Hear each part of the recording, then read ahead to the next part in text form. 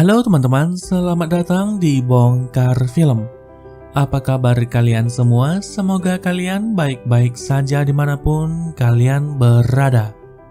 Di video kali ini, Mimin akan menceritakan sebuah Donghua movie yang berjudul I Am What I Am. Film ini menceritakan tentang seorang pemuda miskin yang berjuang keras untuk meraih mimpinya menjadi seorang penari barongsai. Namun dia harus mengubur dalam mimpinya setelah terjadi sesuatu pada sang ayah. Film ini akan menguras banyak emosi bagi setiap orang yang menontonnya. Bagaimana kisah selengkapnya? Baiklah, tanpa berlama-lama lagi, mari kita mulai ceritanya.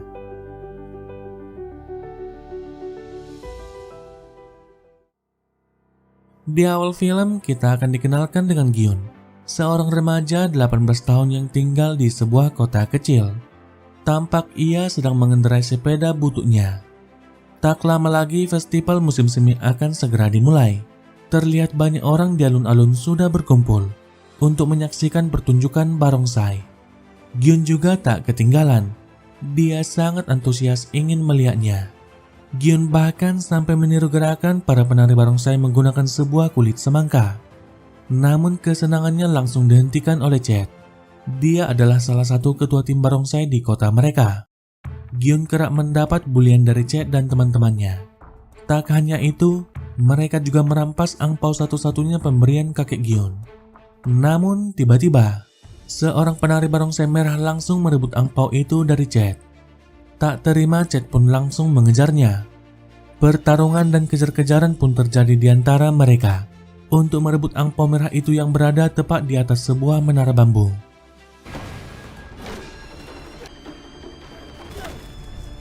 Namun pada akhirnya singa merah berhasil memenangkan pertarungan itu dan mengembalikan angpaunya pada Gyun. Tapi Cek tak terima akan kekalahannya dan langsung memerintahkan teman-temannya untuk menangkap singa merah itu. Melihat itu, Gyun tak tinggal diam. Dia langsung membantu singa merah kabur menggunakan sepeda bututnya hingga sampailah mereka di sebuah bukit. Ternyata di balik topeng barongsai merah itu adalah seorang wanita. Dan anehnya lagi, dia memiliki nama yang sama dengan Gyun. Gyun lantas berujar jika orang tuanya memberikan nama perempuan padanya sebagai keberuntungan. Gadis itu lalu memberikan kepala singanya pada Gyun dan juga sebuah poster kejuaraan barongsai yang akan segera diadakan di kota. Namun Gyun tak tahu harus berbuat apa. Dia bahkan tak bisa menari barongsai. Gadis itu lantas membalas agar Gyun mendengarkan gemuruh di dalam hatinya dan jangan menjadi kucing kecil yang selalu diganggu. Setelah mengatakan itu, mereka pun saling berpisah satu sama lain. Gyun sendiri hanya tinggal berdua bersama kakeknya, sementara kedua orang tuanya berada di kota. Mereka bekerja serabutan demi memenuhi kehidupan keluarga dan juga sekolah Gyun.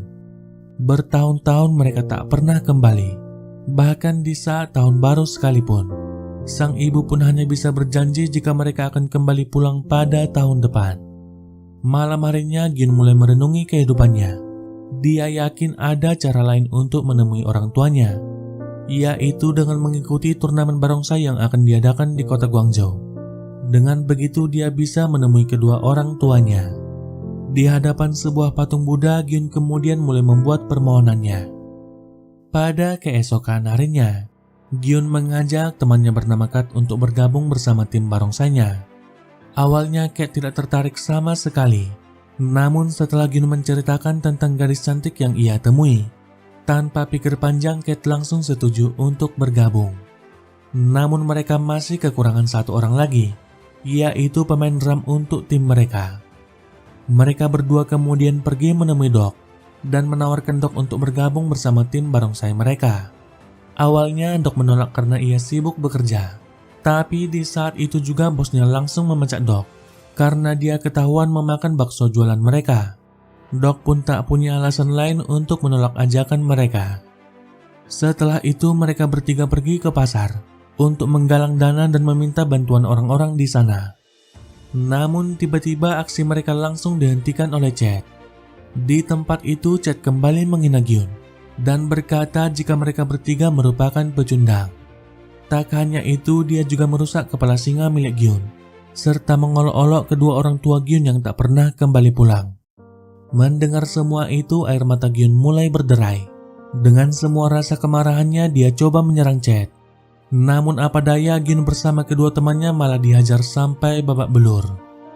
Setelah kejadian itu, mereka sempat berpikir untuk menyerah, sembari meratapi kehidupan mereka yang sangat menyedihkan.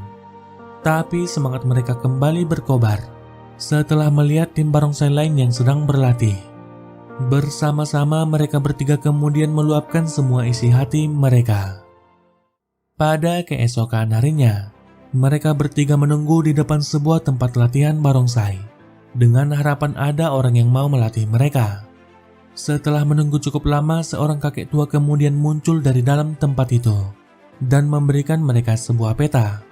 Si kakek lantas berkata, jika orang yang mereka cari bisa mereka temukan melalui peta itu. Namun setelah mengikuti peta itu, mereka malah menemukan jalan buntu dan tak ada siapapun yang bisa mereka temukan. Si kakek kembali memberikan peta lainnya pada mereka. Namun tetap saja mereka seakan mendatangi tempat yang salah. Tak punya pilihan lagi, mereka lantas membawa kakek tua itu bersama mereka. Dan tanpa diduga, tempat yang mereka cari ternyata sangat dekat. Namun mereka tak yakin dengan orang yang akan mereka temui, yang mana mereka dibawa ke tempat seorang penjual ikan asin. Mereka kemudian hendak pergi meninggalkan tempat itu. Namun tiba-tiba, pandangan mereka langsung berbalik ketika pria itu mulai menari bersama ikan asinnya layaknya seorang penari barongsai. Dia bernama Kiang, namun istrinya langsung menghentikan aksinya dan menyuruhnya mengantar ikan pada pelanggan mereka. Tak mau ketinggalan, mereka bertiga pun langsung mengikutinya dan langsung membantu pria itu mengantar ikan. Tentu saja tingkah mereka bertiga membuat pria itu sangat kebingungan. Mereka bertiga kemudian meminta pria itu melatih mereka tarian singa agar bisa ikut berkompetensi pada turnamen barongsai. Sayangnya pria itu menolak dengan halus permintaan mereka karena dia mempunyai banyak pekerjaan yang harus dilakukan. Pria itu lalu pergi meninggalkan mereka dan memberikan mereka sedikit uang untuk membeli es krim. Kendati demikian, mereka bertiga tak mau menyerah. Hari-hari berikutnya mereka bertiga selalu mengikuti pria itu. Tak punya pilihan lagi, pria itu kemudian membawa mereka ke sebuah tempat latihan barongsai dan meminta Gyun melakukan beberapa tarian untuk melihat kemampuannya. Alih-alih menari, mereka malah melakukan gerakan-gerakan yang sangat konyol. Setelah melihatnya, pria itu lantas berkata, jika mereka tak mempunyai kemampuan sama sekali. Dia lantas meminta mereka bertiga untuk melakukan hal yang lain. Bukannya menyerah, semangat Gyun malah semakin berkobar. Dia sangat yakin jika mereka bisa berjuang dan juga berhasil. Dia juga tak ingin mereka dicap sebagai pecundang dan selalu ditindas. Kata-kata Gyun seketika saja membuat luluh hati pria itu. Dia pun bersedia untuk menjadi guru mereka.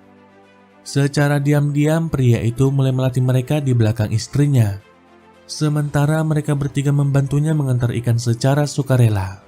Bekerja dan berlatih pun mereka lakukan secara bergantian. Perlahan sikap Nyonya Kiang pada mereka juga mulai berubah. Setelah melihat suaminya itu sangat bahagia bersama mereka bertiga. Hingga pada suatu malam, Kek tak sengaja memberitahukan tentang turnamen barongsai yang akan mereka ikuti. Sang guru pun sangat panik jika istrinya sampai mengetahuinya. Namun tidak seperti yang dipikirkannya. Nyonya Kiang ternyata sudah mengetahui latihan yang mereka lakukan selama ini.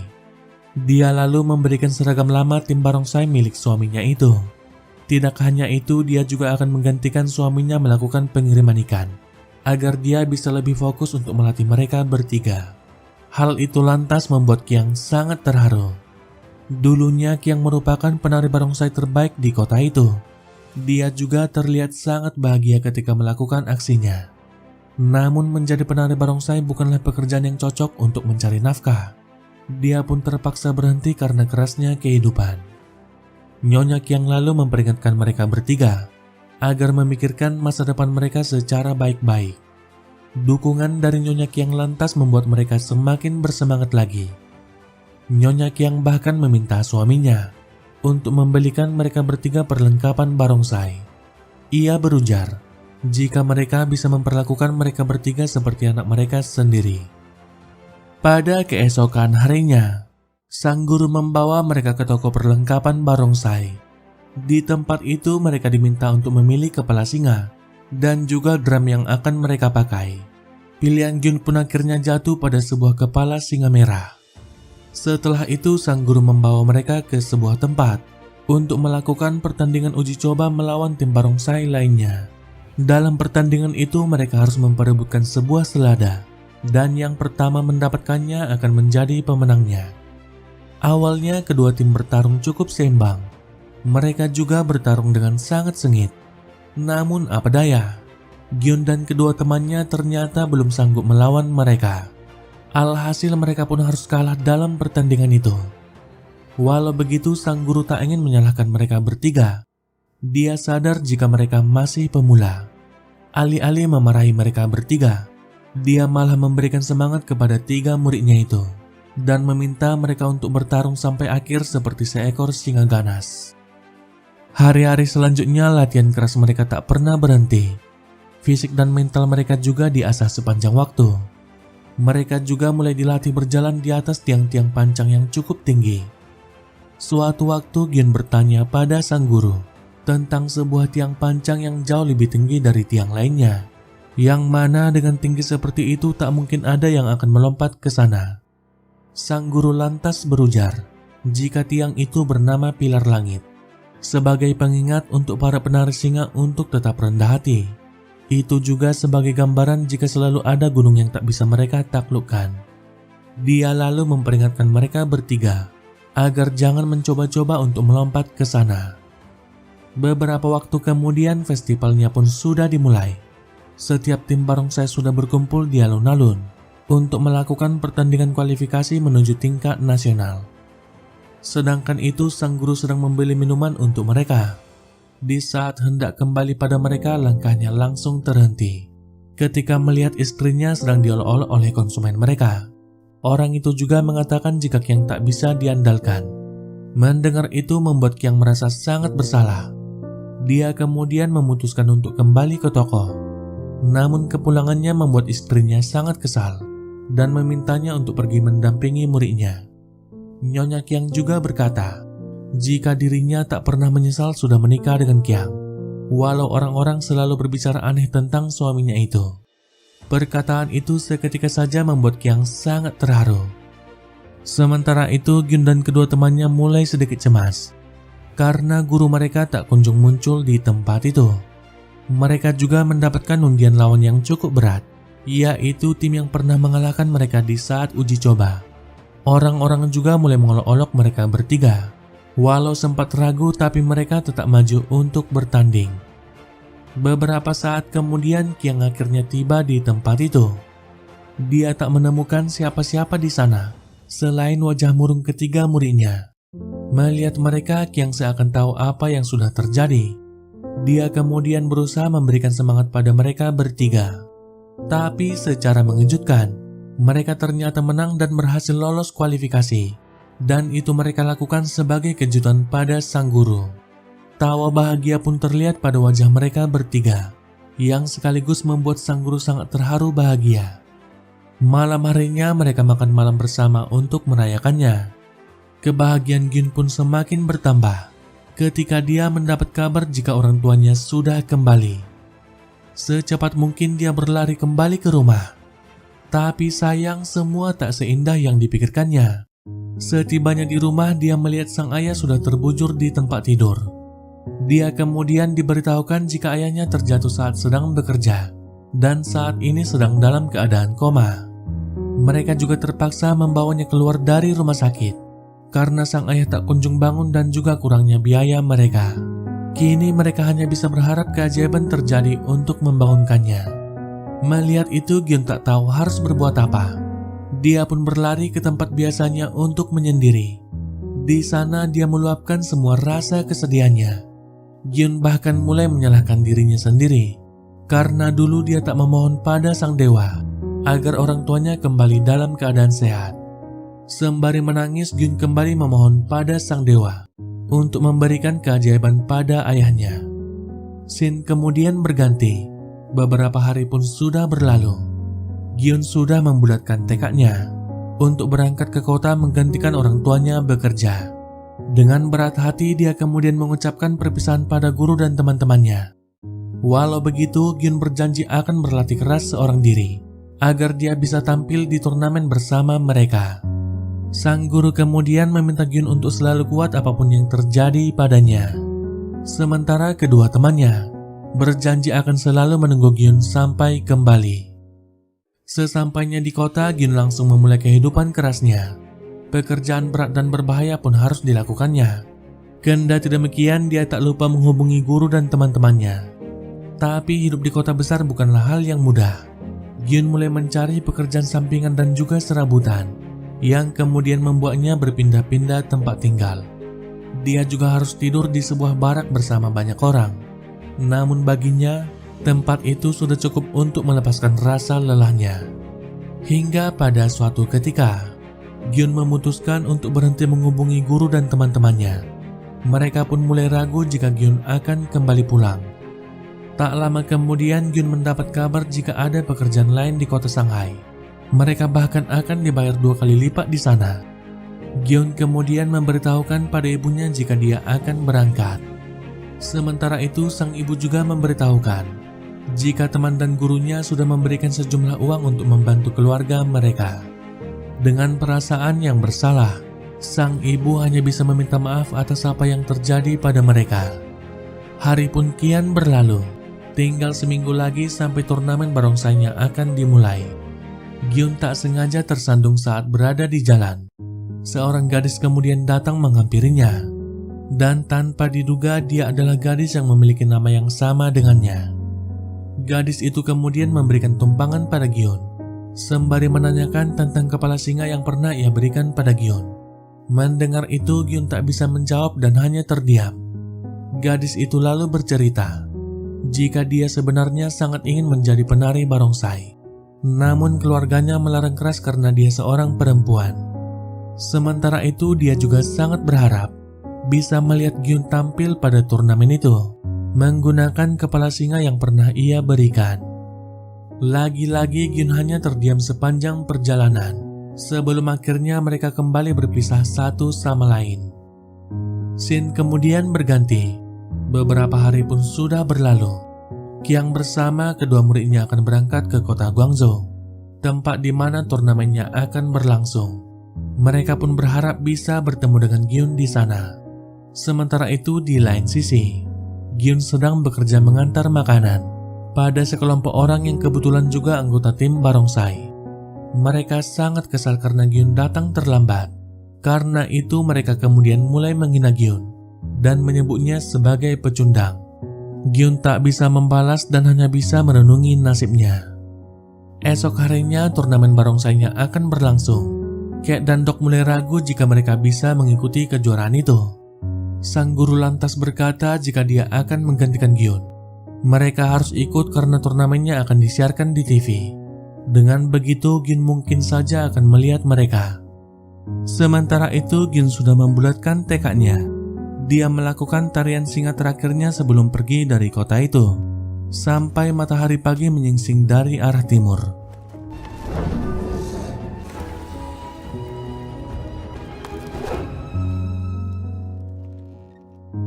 Setelah itu Gyun kemudian pergi dan meninggalkan kepala singa yang selalu dibawanya. Di perjalanan menuju stasiun, Gyun bersama temannya melewati lokasi acara turnamen barongsai. Temannya kemudian meminta Gyun untuk singgah sebentar, tepat pada saat turnamennya baru saja dimulai. Satu persatu dari ratusan tim kemudian diperkenalkan, dan Qiang bersama kedua muridnya juga ada di sana. Mereka memberikan nama ikan asin pada tim mereka. Juri kemudian meminta mereka untuk melakukan tarian bebas sebagai penilaian yang pertama. Di saat semua sedang menari, tim ikan asin hanya berdiam diri. Namun ketika semuanya sudah mulai berhenti, mereka langsung menari dengan aksi akrobatik mereka. Alhasil semua pandangan dan sorotan mata langsung tertuju pada mereka. Aksi mereka pun mendapat sambutan meriah dari para penonton. Dari kejauhan Gyun juga melihat mereka. Setelah itu pertandingannya berlanjut ke babak kedua. Setiap tim akan berlomba merebut sebuah bola sulaman yang ada di 4 jalur, dan 4 pemenangnya akan melangkah ke babak selanjutnya. Pada babak itu mereka juga diperbolehkan mengirim 2 singa dari setiap tim. Hal itu kemudian menjadi masalah baru bagi tim ikan asin, karena semua tim memiliki 2 singa selain mereka, yang mana setiap tim akan bekerja sama untuk menjatuhkan mereka. Karena situasi itu juga banyak tim yang ikut ke jalur barisan mereka. Kendati demikian mereka tak mau menyerah. Di saat peluit pertandingannya sudah berbunyi, satu persatu dari mereka saling dorong-mendorong. Hal yang paling mereka takutkan pun akhirnya terjadi. Mereka tak bisa bersaing dengan tim lain dan berada di barisan paling belakang. Gyun yang melihat itu dari kejauhan menjadi sangat dilema. Dia mulai memikirkan ulang keputusannya untuk meninggalkan kota itu. Sementara itu tim ikan asin hanya bisa pasrah. Namun tiba-tiba sang guru mengeluarkan jurus pamungkasnya. Dengan penuh keyakinan dia mulai membuka sepatunya dan menyebarkan bau busuk kakinya pada semua orang. Akibatnya banyak dari mereka yang menghindar dan mulai berjatuhan. Namun itu tidak berlangsung lama. Setelah tim lain menyemprotkan pewangi pada kakinya, dan lagi-lagi mereka pun kembali berada di urutan paling belakang. Sedangkan 3 jalur lainnya sudah memiliki pemenangnya, dan kini hanya tersisa pada jalur 3. Banyak dari mereka yang masih saling berebut. Dan tiba-tiba, seorang berkepala singa merah menerobos mereka satu persatu dari belakang. Dan ternyata orang itu adalah Gyun. Dia sudah kembali dan langsung bergabung bersama teman-temannya. Dengan kekuatan penuh mereka menerobos semua tim yang ada di depan mereka. Hingga akhirnya mereka berhasil mendapatkan bolanya terlebih dahulu, dan membuat mereka berhak untuk lolos ke babak selanjutnya. Sorak-sorai penonton pun langsung menyambut kemenangan mereka. Bahkan Chet yang juga lolos ikut memberikan semangat pada Gyun. Di antara para penonton, Gyun melihat gadis yang memiliki nama yang sama dengannya. Namun dia langsung tertunduk lesu ketika melihat seorang pria bersamanya. Kini tersisa 4 tim yang akan bersaing ke babak final. Mereka akan berduel saling menjatuhkan dan berebut bunga di atas sebuah panggung terapung. Mereka juga tak boleh menginjak susunan jeruk yang ada di kaki mereka. Keempat tim itu kemudian berduel dengan sangat sengit. Namun sial bagi Chet, mereka menjadi tim pertama yang gugur dalam pertandingan itu. Nasib yang berbeda justru dialami oleh tim ikan asin. Mereka lanjut ke babak final setelah berhasil menjatuhkan lawannya. Dan kini mereka menjadi tim kuda hitam yang mengejutkan semua orang. Namun tim yang menjadi lawan mereka di final tidaklah mudah. Tim itu bernama Limitless, yaitu orang-orang yang pernah menghina Gyun di saat mengantar makanan. Chet kemudian memberikan semangat pada Gyun untuk menghajar tim yang sudah mengalahkan mereka. Sesaat kemudian pertandingan final pun segera dimulai. Kedua tim akan saling berebut seikat bunga yang diletakkan pada sebuah menara dari susunan bangku. Baru saja dimulai, kedua tim langsung bertarung dengan sangat sengit. Masing-masing dari mereka berusaha saling menjatuhkan. Kedua tim bahkan hampir saja terjatuh dan harus bergelantungan sembari bertarung memperebutkan bunga itu. Tapi sayang, tim Limitless berhasil mendapatkan bunganya terlebih dahulu. Semua penonton terdiam seketika. Pemenangnya pun akan segera diumumkan.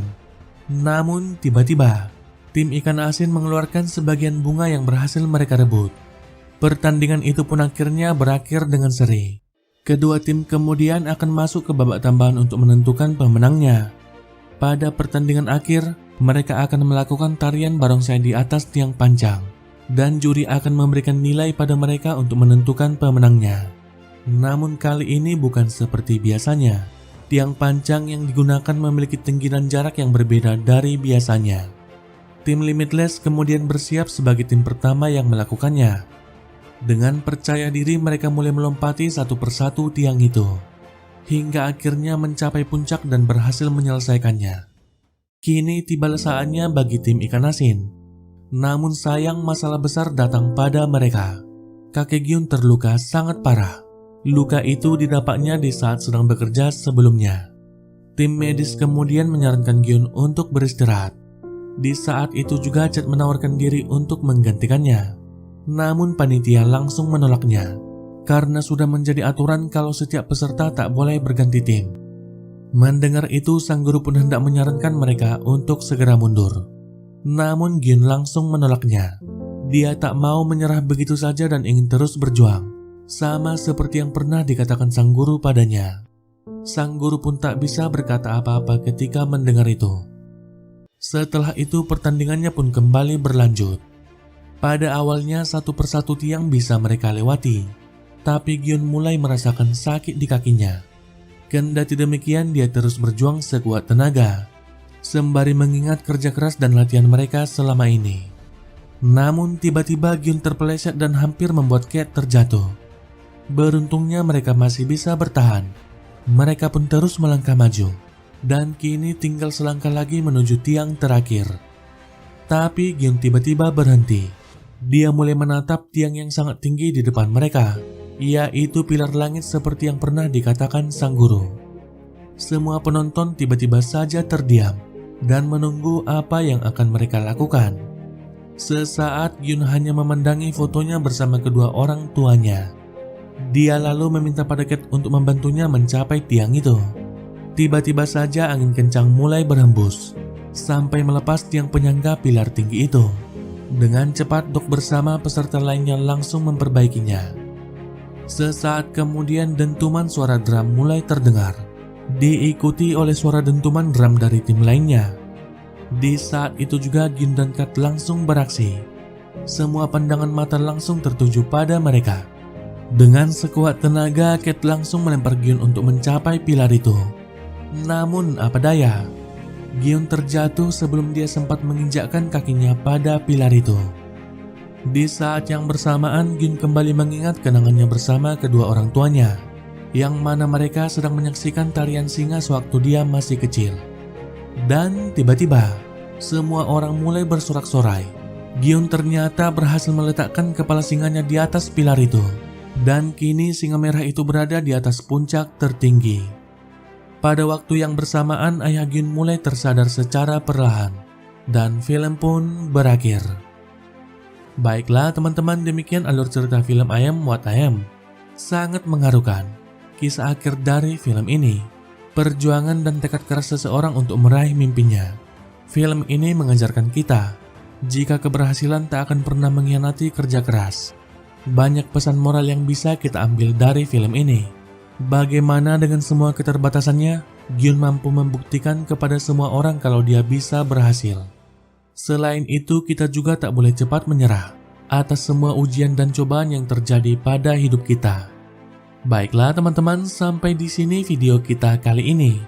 Jika teman-teman suka dengan video ini, jangan lupa subscribe dan juga nyalakan lonceng notifikasinya.